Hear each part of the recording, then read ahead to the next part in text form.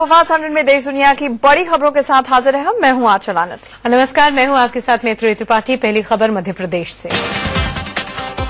मध्य प्रदेश के देवास भोपाल टोल नाके पर बदमाशों की गुंडागर्दी देखने को मिली। बदमाशों ने टोल नाके पर बैठे एक कर्मचारी के ऊपर दनादन लाठियां बरसानी शुरू कर दी। टोल कर्मी बचने की कोशिश करता इधर उधर भागता रहा और बदमाश लाठियां बरसाते रहे। दबंगों के कहर से खुद को बचाने के लिए टोल कर्मी खुद को मैनेजर के कमरे में बंद कर लेता है, लेकिन बदमाश जबरन दरवाजा खोलते हैं और अंदर दाखिल हो जाते हैं। इसके बाद कमरे के अंदर भी इन लठैतों ने इस पर जमकर लाठियां बरसाई। दरअसल ये पूरा मामला करीब 15 दिन पहले शुरू हुआ था। टोल कर्मी निर्मल पांडे ने इन दबंगों से टोल टैक्स मांगा था, तभी से इन्होंने देख लेने की धमकी दी थी, जिसका बदला अब जाकर बदमाशों ने लिया। जख्मी टोल कर्मी को अस्पताल पहुंचाया गया, जहां पर उसका इलाज चल रहा है। पुलिस ने मामला दर्ज कर अपनी तफ्तीश शुरू कर दी है और आरोपियों को जल्द गिरफ्तार करने का दावा किया। पंजाब के संगरूर से लाइव मर्डर की तस्वीरें सामने आई हैं। एक बैंक के अंदर घुसकर 3 बदमाश सुरक्षा गार्ड पर गोली चला देते हैं। वारदात को अंजाम देकर ये अपराधी आराम से बाहर निकले और बाइक पर सवार होकर फरार हो गए। पंजाब के मालवा ग्रामीण बैंक के अंदर 3 अपराधी घुसते हैं। एक अपने हाथ में पिस्तौल निकालकर सुरक्षा कर्मी पर तान देता है। सुरक्षा कर्मी उनसे बात करने की कोशिश करता है, लेकिन तब तक एक बदमाश उस पर गोली। पंजाब के मालवा ग्रामीण बैंक के अंदर 3 अपराधी घुसते हैं। एक अपने हाथ में पिस्तौल निकालकर सुरक्षा कर्मी पर तान देता है। सुरक्षा कर्मी उनसे बात करने की कोशिश करता है, लेकिन तब तक एक बदमाश उस पर गोली चला देता है। गोली लगने के बाद सुरक्षा कर्मी अपनी जान बचाने के लिए कमरे के अंदर भागा। कमरे के अंदर वो खुद को बंद करने की कोशिश करता है, लेकिन जमीन पर गिर पड़ता है। थोड़ी देर में बैंक के दूसरे कर्मचारी अंदर आकर उसे संभालते हैं। उधर वारदात को अंजाम देकर अपराधी बैंक से बाहर निकले। तीनों आरोपी एक बाइक से आए थे। इसी बाइक पर सवार होकर वो 9-11 हो गए। दिल्ली में बिजली को लेकर बवाल जारी है। बिजली संकट पर अब सियासी रंग चढ़ गया है। नांगलो इलाके में कांग्रेस कार्यकर्ताओं ने बिजली और पानी की समस्या को लेकर जमकर हंगामा किया। उग्र कांग्रेस कार्यकर्ताओं के हंगामे पर काबू पाने के लिए पुलिस को वाटर कैनन का इस्तेमाल करना पड़ा।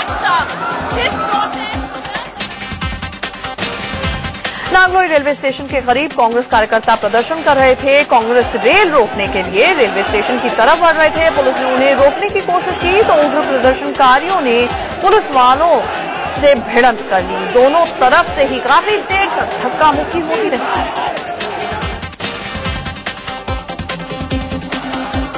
नांगलोई इलाके में बिजली और पानी की किल्लत को देखते हुए सैकड़ों कांग्रेस कार्यकर्ता झंडे और घड़े लेकर सड़क पर उतरा। बीजेपी सरकार के खिलाफ नारेबाजी करने लगे। कांग्रेसियों का प्रदर्शन घंटों जारी रहा।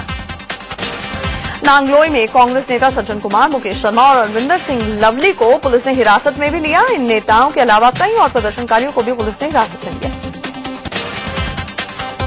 वहीं दिल्ली के विकास मार्ग पर भी कांग्रेस कार्यकर्ताओं ने पूर्व विधायक और AK वालिया की अगुवाई में प्रदर्शन किया। यहां कांग्रेसियों ने बिजली कंपनी BSES का पुतला जलाकर अपना विरोध जताया। गाजियाबाद के प्रताप विहार में बिजली संकट को लेकर बीजेपी महिला मोर्चा ने बिजली घर में ही प्रदर्शन किया। महिलाओं के हंगामे को देखते हुए बिजली घर के कर्मचारी दफ्तर छोड़कर ही भाग निकले। इधर जम्मू में बिजली कटौती से परेशान लोगों को राज्य सरकार के खिलाफ जोरदार प्रदर्शन किया। लोगों ने सड़कों पर टायर जलाकर जाम कर दिया। लोगों के हंगामे की वजह से घंटों जाम लगा रहा। शुक्रवार की रात दिल्ली की सड़कों पर एक बार फिर से बाइकर्स की सनक देखने को मिली। प्रगति मैदान के पास इन बाइकर्स ने दिल्ली पुलिस की बाइक को आग के हवाले कर दिया और घंटों हंगामा करते रहे। शब-ए बारात के मौके पर बाइकर्स का हुड़दंग रोकने के लिए रात में दिल्ली पुलिस ने जगह जगह बैरिकेडिंग कर रखी थी। बावजूद इसके ये हुड़दंगी अपनी कारस्तानी से बाज नहीं आए और सबसे पहले इन्होंने पुलिस की बाइक को ही आग लगा दिया। दिल्ली के उस्मानपुर में भी शब-ए बारात के मौके पर बाइकर्स ने जमकर हुड़दंग मचाया। एक बाइक पर 3 लड़के सवार थे, एक बाइक पर तो 4 लड़के सवार थे। ये सब पुलिस के सामने हो रहा था और वो चुपचाप तमाशा देखे। स्टंट दिखाने के चक्कर में एक बाइक पर सवार 2 लड़के गिर पड़े, लेकिन बावजूद इसके ये सब लापरवाही के नशे में चूर दिखे। सड़कों पर धूम मचाते हुए ये बाइकर्स आने जाने वालों के लिए भी मुसीबत का सबब बने रहे। प्रधानमंत्री नरेंद्र मोदी ने भारतीय नौसेना के सबसे बड़े एयरक्राफ्ट कैरियर INS विक्रमादित्य को देश को सौंप दिया है। इस दौरान उन्होंने कहा कि भारत किसी को आंख दिखाने के पक्ष में नहीं है, लेकिन हम किसी के आगे आंख भी नहीं झुकाएंगे। आंख दिखाने के हमारे सपने नहीं हैं, आंख झुकाने की हमारी तैयारी नहीं है, लेकिन विश्व के साथ आंख से आंख मिलाकर के बात करने का सामर्थ्य भारत की सरकार में है। उसका मूल कारण ये सामर्थ्यवान हमारे सेना के जवान हैं, उनकी तैयारी है। नौ सैनिकों को संबोधित करते हुए प्रधानमंत्री नरेंद्र मोदी ने कहा है कि सेना में 1 रैंक 1 पेंशन योजना लागू करने के साथ ही देश में युद्ध स्मारकों का निर्माण होगा। उन्होंने कहा कि बदलते समय में देश की सुरक्षा सबसे बड़ी प्राथमिकता है, जिसमें नौसेना का महत्व बढ़ा है।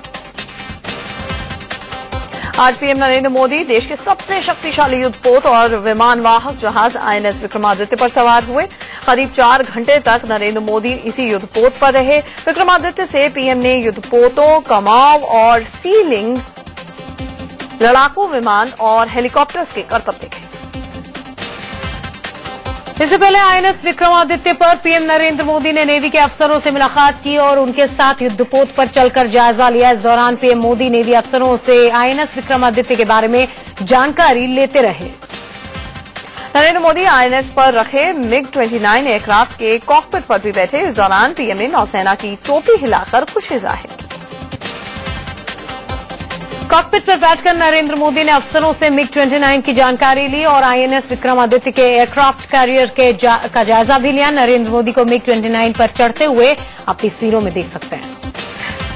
गोवा तट से आईएनएस विक्रमादित्य तक नरेंद्र मोदी विशेष हेलीकॉप्टर के जरिए पहुंचे। हेलीकॉप्टर आईएनएस विक्रमादित्य पर सुबह करीब 10:25 पर उतरा, जिसमें से पीएम बाहर उतरे और अफसरों से बातचीत करते हुए आगे बढ़े।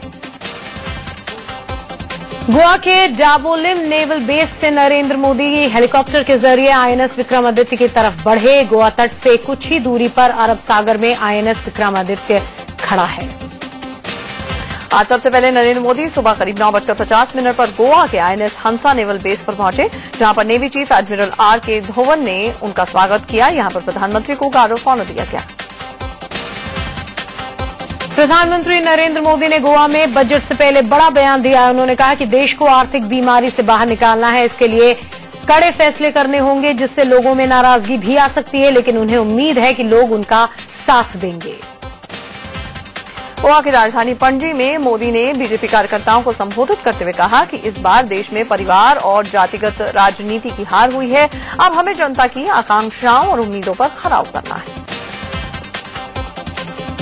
पाकिस्तान की ओर से बार बार सीजफायर तोड़ने को लेकर रक्षा मंत्री अरुण जेटली ने कड़ा बयान दिया है। उन्होंने कहा है कि अगर पाकिस्तान नहीं सुधरा तो हमारे जवान उन्हें रोकने में पूरी तरह से सक्षम है। रक्षा मंत्री 2 दिनों के कश्मीर दौरे पर आज श्रीनगर पहुंचे।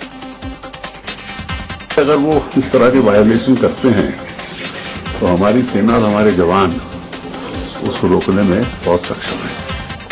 श्रीनगर में रक्षा मंत्री अरुण जेटली सुरक्षा हालातों के साथ अमरनाथ यात्रा की व्यवस्था और सेना की फॉरवर्ड पोस्ट का जायजा लेंगे। रक्षा मंत्री कश्मीरी पंडितों की घाटी में सुरक्षित वापसी के तरीकों और संभावनाओं को लेकर बातचीत भी करेंगे।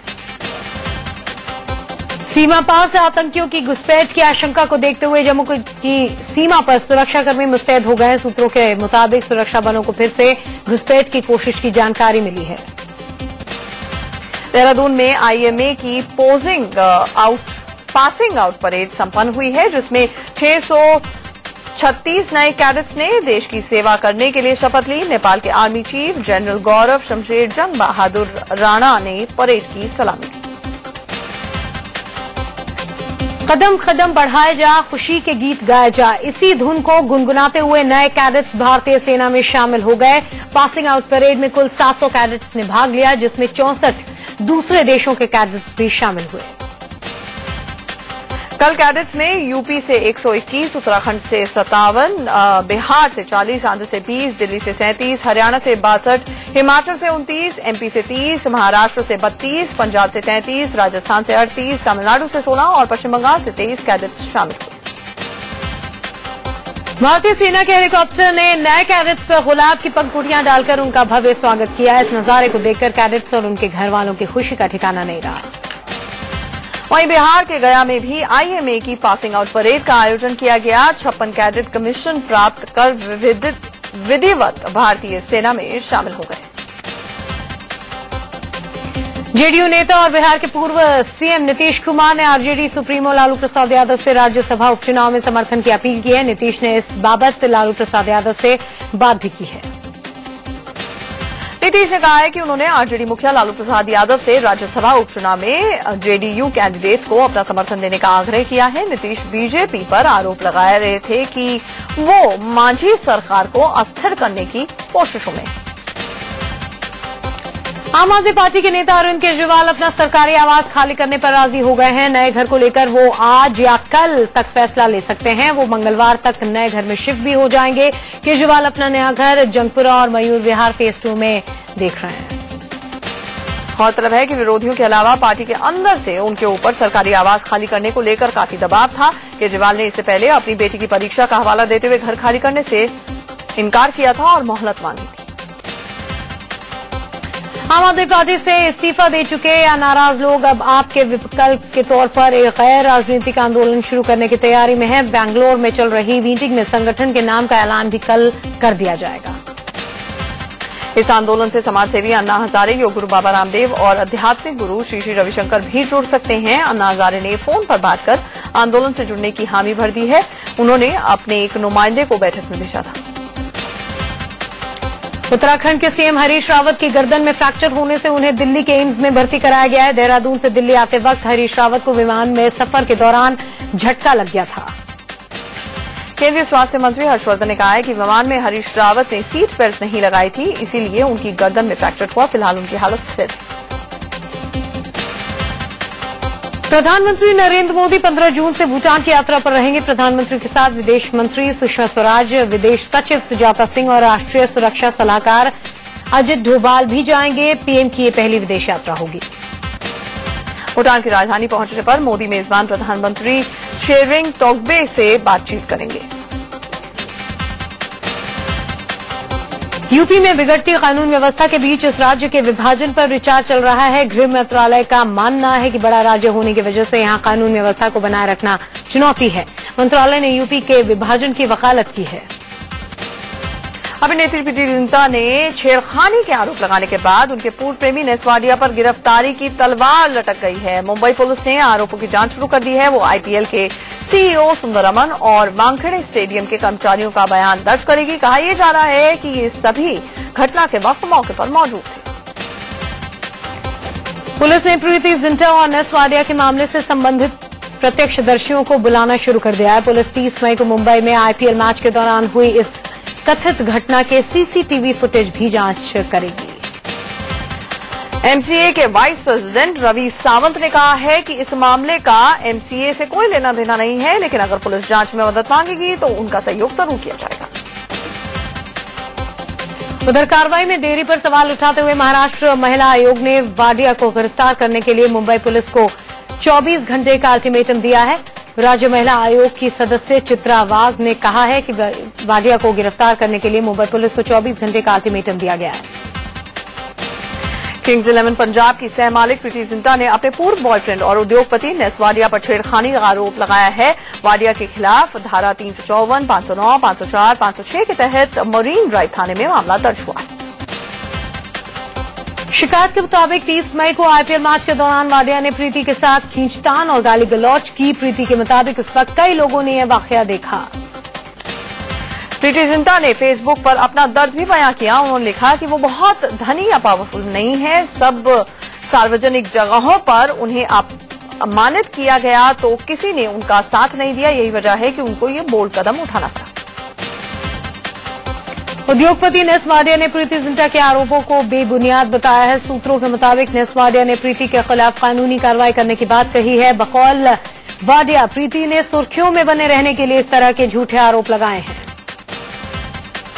वाडिया ने यह भी कहा है कि उनकी नई गर्लफ्रेंड को देखकर प्रीति जलन महसूस करती है, इसलिए शिकायत दर्ज कराई। महाराष्ट्र के नागपुर में एक बस में आग लगने से हड़कंप मच गया। बस में 45 यात्री सवार थे। गनीमत रही कि आग लगते ही सभी तुरंत बाहर निकल आए, जिससे एक बड़ा हादसा टल गया। आग की खबर पाकर फायर ब्रिगेड की कई गाड़ियां मौके पर पहुंची। घंटों की मशक्कत के बाद आग पर काबू पाया जा सका। बुलंदशहर के खुर्जा में एक ऑयल फैक्ट्री में भीषण आग लग गई। आग ने पूरी फैक्ट्री को अपनी चपेट में ले लिया। राहत की बात यह रही कि आग लगते ही फैक्ट्री में मौजूद सभी कर्मचारी बाहर निकल आए और कोई हताहत नहीं हुआ। गुजरात के आनंद जिले में हुए एक सड़क हादसे में 7 लोगों की मौत हो गई, जबकि 11 लोग जख्मी हैं। यूपी के हरदोई जिले में बारातियों से भरी एक स्कॉर्पियो और ट्रक के बीच में टक्कर हो गई, 7 लोगों की मौत हुई। बिहार के बख्तियारपुर इलाके में सड़क हादसे में 3 लोगों की मौत हो गई, जहां बेकाबू ट्रक ने एक टेम्पो को जोरदार टक्कर मार दी। गाजियाबाद में बारिश और तूफान झुग्गी में रहने वाले एक परिवार के लिए आफत बनकर आई है। विजयनगर इलाके में तूफान से एक हाई टेंशन वायर झुग्गी पे जा गिरी, जिससे 4 बच्चों के साथ एक महिला जख्मी हो गई। मुंबई में कैंपा कोला सोसाइटी के लोगों को बीएमसी ने फ्लैट खाली करने का आखिरी नोटिस भेजा है। नोटिस में चेतावनी दी है कि सोमवार तक हर हाल में फ्लैट खाली कर दिए जाएं। हिमाचल प्रदेश के मंडी में ब्यास नदी पर बहने वाले लारजी डैम से पानी कुछ घंटों के लिए रोका गया, जिसके बाद नदी के जलस्तर में कमी आई और राहत और बचाव का काम शुरू किया गया। आज हैदराबाद के 15 अतिरिक्त गोताखोर तलाशी अभियान में शामिल हुए। तेलंगाना सरकार ने हिमाचल प्रदेश के मंडी हादसे को लेकर मुआवजे का ऐलान किया है। उत्तराखंड के रुद्रप्रयाग से नरकंकालों का मिलना जारी है। दिल्ली एनसीआर में सुबह हुई झमाझम बारिश से एक बार फिर से मौसम सुहाना हो गया। आज सुबह भी दिल्ली और एनसीआर के कई इलाकों में बूंदाबांदी हुई। बारिश से तापमान में भी गिरावट दर्ज की गई। एनसीआर में फिर से हुई रिमझिम बारिश से मौसम खुशगवार हो गया। दिल्ली से सटे नोएडा में दिन दहाड़े लुटेरे कार का शीशा तोड़कर 10 लाख रुपए लूटकर फरार हो गए। चंडीगढ़ में 6 चोरों के गिरोह ने एक ज्वेलर को करीब 1.25 लाख रुपए का चूना लगा दिया। 6 ज्वेलर शोरूम में घुसे, उनमें से 3 लोगों ने पायल खरीदने के बहाने ज्वेलर को एक तरफ बुला लिया और दूसरी तरफ 2 लोगों ने एक ज्वेलरी का डिब्बा उठाकर अपने बैग में रख लिया। यूपी के मुरादाबाद में बीच सड़क में गर्भवती महिला को गाड़ी से फेंक दिया गया, उसकी मौत हो गई। मामला मुरादाबाद के भोजपुर थाने का है। महिला की उम्र करीब 25 साल बताई जा रही है। आगरा में महिला को नौकरी का झांसा देकर उससे रेप का मामला सामने आया है।